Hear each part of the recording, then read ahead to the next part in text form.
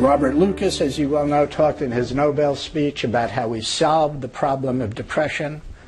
Blanchard, who I respect a lot, said in 2008, there's no problem basically with macroeconomics. What was going on here?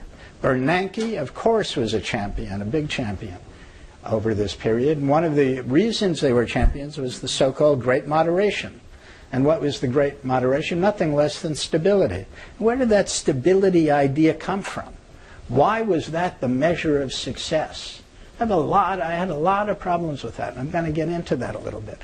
But we had stability. We also had very rapid increases in inequality over this period.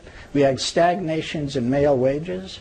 If you look at median wages in the proper way, and don't take it only from me, take it from, say, the Hamilton Group, male wages fell to 1969 levels over this period of time.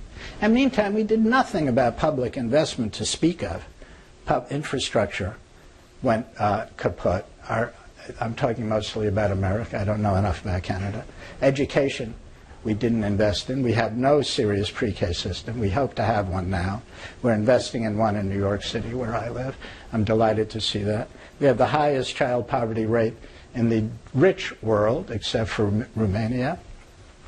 Not much to brag about there over this period of great moderation, when economists told us we had really managed the economy well.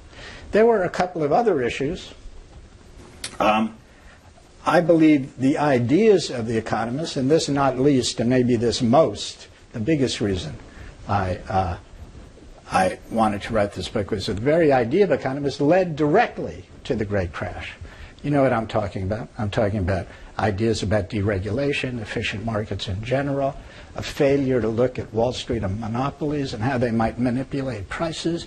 What was going on here? Why was there no regulation of financial derivatives? They were dark markets. I don't mean in the technical sense of dark markets today. They were just dark markets. Don't you think mainstream economists, think about it. These are conservative principles. These are not left-wing principles. These are information economics principles that Milton Friedman would be proud of. There should be open information in these markets. There shouldn't be conflicts of interest like the ratings agencies had. Where were economists? Why weren't they shouting about this? Oh, you might say, economists don't shout about much at all. Well, yes, they do. They sure shout about free trade. Wow.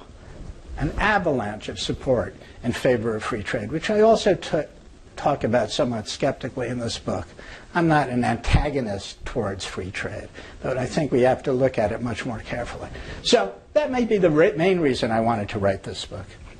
How did economics get to this point where it actually supported, I think, either by commission or omission, policies that led to the Great Crash?